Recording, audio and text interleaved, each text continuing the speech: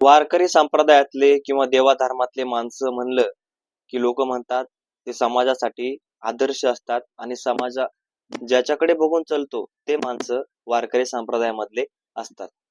पण वारकरी संप्रदायाच्या काही दिवसापासून अशा प्रकारच्या घटना समोर येत आहेत. समाज त्यांना आदर्श तर सोडाच, पण माणूस म्हणून सुद्धा काही लोकांना वारकरी संप्रदायामधले स्वीकारू शकणार नाही अशा प्रकारची माणसं वारकरी संप्रदायामध्ये आता झालेली आहेत. पण नेमकं असं काय घडलंय? वारकरी संप्रदायामधल्या एका माणसाचा खून का झालाय किंवा नेमकं काय झालंय, हे सगळं आपल्याला सविस्तर या व्हिडिओमध्ये पाहायचं आहे.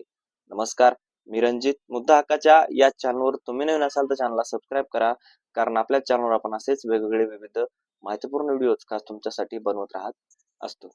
ही घटना पंढरपूर जिल्ह्यातील आहे. पंढरपूर जिल्ह्यामध्ये मंगळवेढा या ठिकाणच्या या परिसरामधील ललिता नावाची एक महिला राहत होती आणि त्याच ठिकाणी एक महाराज, एक भक्त अशा प्रकारचा बुवा भारत माने राहत होते, जो की सुप्रसिद्ध त्या भागामध्ये आणि आरतीसाठी किंवा त्यांच्या प्रवचनासाठी ते सुप्रसिद्ध होते पंढरपूरच्या मंगळवेढा या भागामध्ये.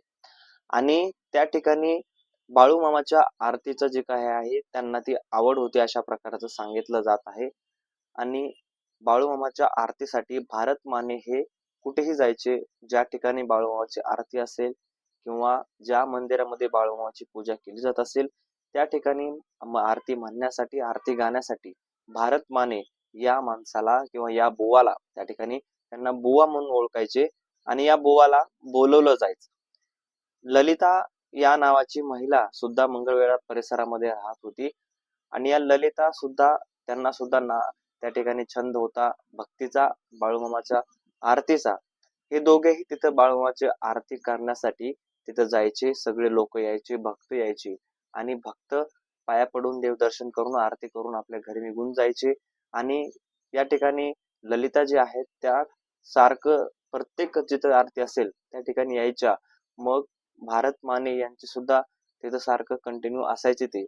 मग दोघांची ओळख झाली आणि या ओळखीमध्ये त्यांचं नाजूक किंवा एक प्रेमाचं नातं तयार झालं, प्रेम संबंध तयार झाले.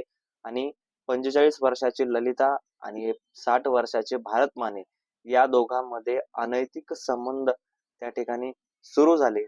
मग त्यांच्या भेटीगाठी व्हायच्या, बऱ्याच ठिकाणी आरतीला ते सोबत जायचे आणि आरतीला सोबत जात असताना त्यांच्या वेगवेगळ्या गप्पा रंगायच्या किंवा आरती होण्याच्या पहिले किंवा आरती होण्याच्या नंतर सुद्धा त्यांनी एकमेकांसोबत वेळ घालवायचा. अशा प्रकारच्या घटना, अशा प्रकारच्या गोष्टी त्या ठिकाणी समोर यायला लागल्या. आणि या दोघांचं चांगलं जमल्यानंतर किंवा सगळं चांगलं चालू असताना त्यांच्यामध्ये अचानक मोठे वाद व्हायला सुरुवात झाली. आता वाद या दोघांमध्ये होत होते, पण त्या ठिकाणी सगळ्यांना कळत होतं किंवा यांच्यामध्ये काहीतरी चालू आहे का, नेमकी अशी का कुजबूज करतायत किंवा अशा प्रकारच्या गोष्टी ज्या आहेत वादविवाद यांच्यामध्ये का होत आहेत, कारण दोघेही चांगले भक्त आहेत, दोघेही आरती करतात, दोघेही गातात.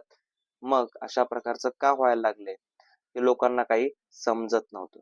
पण ललिता सोनवणे आणि यांच्यामध्ये एक वाद होत असताना त्यांनी काय केलं, तर ललिता सोनवणे यांनी एकदा त्यांना भेटायला बोलवलं, कोणाला, भरत मानेला. आणि आता या भरत मानेला बोलवल्यानंतर मंदिरात गेले, आरती झाली, थोडा वेळ गप्पा मारल्या आणि गप्पा मारल्यानंतर ललिता सोनवणे म्हणाले की आपण एका शिवारामध्ये, ज्या ठिकाणी ते सतत भेटायचे त्या शिवारामध्ये गेल्यानंतर तिथं सुद्धा जाऊन त्यांनी भरपूर गप्पा मारल्या. आणि त्यानंतर पुढं जे घडलं ते खूप विदारक, भयानक आणि धक्कादायक होतं. कारण त्या ठिकाणी त्यांच्या एवढे वादविवाद मोठ्या मोठ्याने सुरू झाले. वादविवाद झाल्यानंतर हे दोघेही परमार्थातले माणसं आणि एक चांगला नजरेनं लोक त्यांच्याकडे बघत होती. दोघेही भांडणं करायल्यानंतर त्या ठिकाणी त्या ललिताचा भाऊ, चुलत भाऊ येतो आणि जो आहे तो भारत माने, जो त्यांचा प्रियकर होता ललिताचा, त्या भारत मानेवर जोरदार शस्त्राने हल्ला करतो. आणि हल्ला केल्यानंतर भारत माने नावाचा माणूस त्या ठिकाणी खाली पडतो आणि खाली पडल्यानंतर तो पुन्हा कधीच उठत नाही. मग अशा प्रकारच्या धक्कादायक घटना सुद्धा वारकरी संप्रदायामधून आता समोर यायला लागल्या आहेत. आणि कुठेतरी चुकीचं आहे की ज्या ठिकाणी आपल्याला आदर्श आपण ज्या लोकांना मानतो, जर त्याच प्रकारचे लोक अशा प्रकारचे वागत असतील तर नेमकं समाजानं कोणाकडे बघून अशा प्रकारच्या गोष्टी करायच्या आणि सगळं कोणाला आदर्श मानायचा, हा एक प्रश्न आता समाजापुढे मोठ्या प्रमाणामध्ये निर्माण झालेला आहे. तुम्हाला काय वाटतंय या सगळ्या प्रकरणावर? तुमचं मत कमेंटमध्ये नक्की कळवा. आणि जी काही माहिती आलेली आहे ती माहिती सगळी सूत्रांच्या किंवा पोलिसच्या कंप्लेंटनुसार, पोलिसांनी दिलेली जाहीरनुसार आलेली आहे. आणि जी काय आहे पुढची माहिती नेमकी काय आहे हे सुद्धा तुम्हाला व्हिडिओद्वारे नक्कीच कळवलं जाईल. भेटूयात नवीन व्हिडिओमध्ये. तोपर्यंत धन्यवाद.